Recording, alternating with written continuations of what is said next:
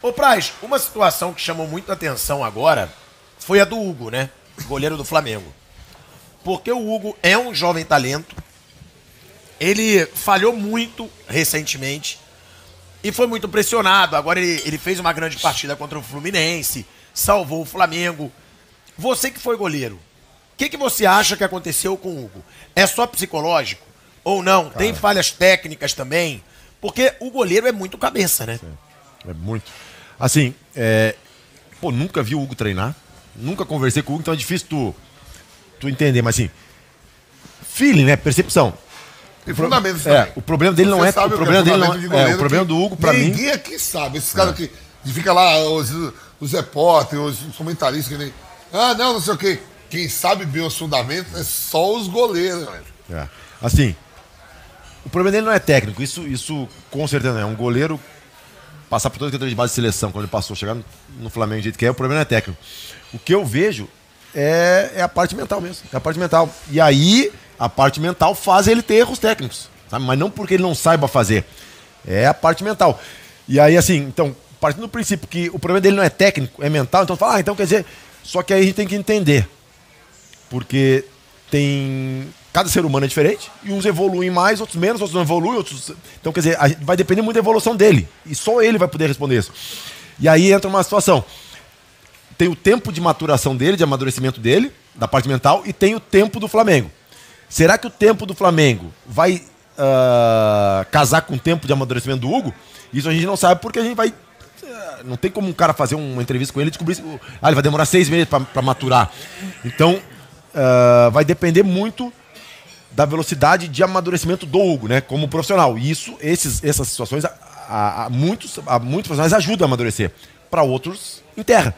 Então, e tomara que o Flamengo tenha tempo. Não é que o Flamengo dê tempo, né? É que o Flamengo tenha tempo para deixar o Hugo amadurecer, né? E tomara que o Hugo também consiga ter essa sintonia de tempo de amadurecimento com o Flamengo. Porque uma coisa é certa, ele vai amadurecer, só que às vezes o Flamengo não tem tempo para isso, né? Então vai depender muito da evolução dele, mas é muita parte mental. Você acha que isso pode enterrar de vez a carreira de um goleiro? Essa pressão que ele sofreu. Já enterrou de muitos. Aqui no Palmeiras, o Vampeta sabe, para conseguir substituir o Marcos, na verdade, o que era preparado era o Cavalieri, né? O Cavalieri estava jogando, só que o Cavalieri, por questão de gestão de carreira, preferiu ir pro Liverpool.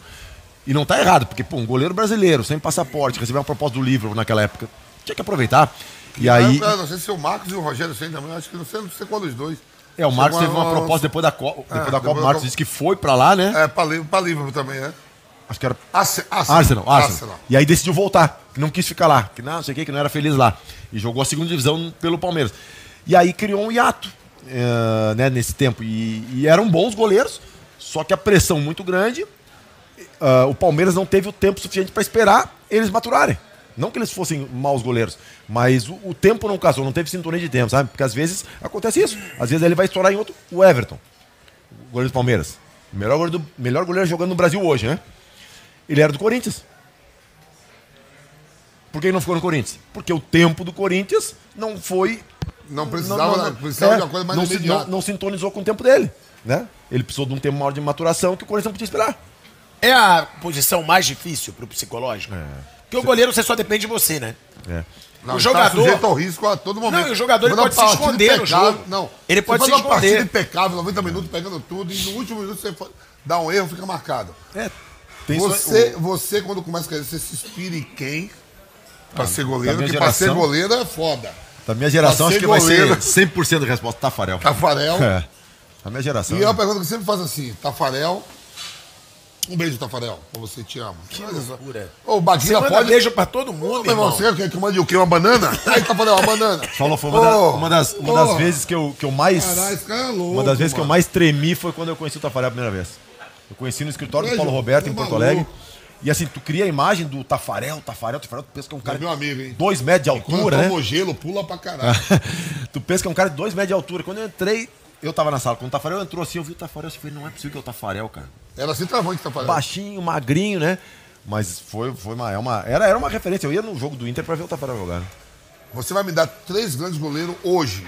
Pra você, no futebol brasileiro e no futebol mundial, 13, quem é o melhor goleiro de todos. Brasileiros? Vamos começar os no três, Brasil. os 3 da seleção. Everton... Não. Esses jogam não. Ah, tá. Os que jogam aqui? Aqui, O Everton. João Paulo dos Santos. Santos, boa.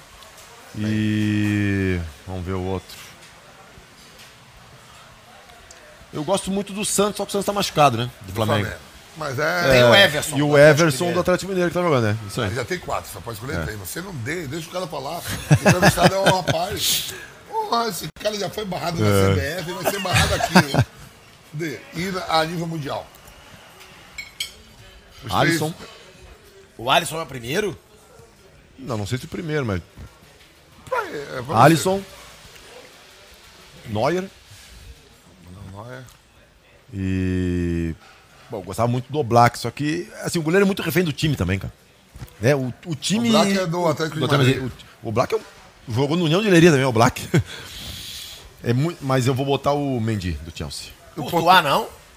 Cara, eu gosto do Courtois. Eu gosto, mas... Eu não botaria entre os 3 melhores. Ele é muito bom goleiro, porra. Só que é que nem a seleção Tite, pra botar um tem que tirar um, né? Então Eu vou tirar o Mendy pra O que botar você o acha do Courtois. Donnarumma? Foi o goleiro mais caro, né? O Donnarumma, ele estreou com 16 anos no Milan. Pô, tu estreia com 16 anos no Sevilha, com todo respeito, no Valladolid, né? Mas tu estreia no Milan com 16 anos, o cara é um fenômeno. Mas aí entra aquele negócio de maturação. Se o Donnarumma continuasse a curva de amadurecimento dele assim, que nem ele tava, pô, ele ia ser o melhor goleiro da galáxia com 21 anos. Só que a gente tem que entender. Hoje eu vejo o Donnarumma com...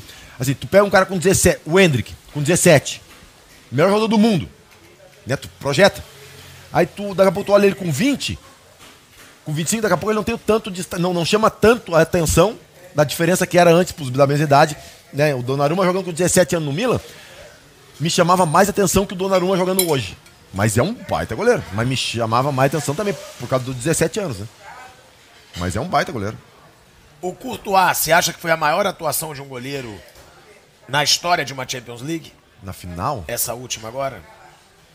Da Champions League inteira, eu não sei, mas na final foi... Acho que das que eu vi foi a mais impressionante, hein? Porque foram defesas difíceis, né, cara? Pegou muito mesmo. Muito difícil. Muito difícil. No começo, que ele defende a bola, bate na trave, e a depois a do Salah. O pessoal tá falando foi muito pra caramba difícil. ali atrás.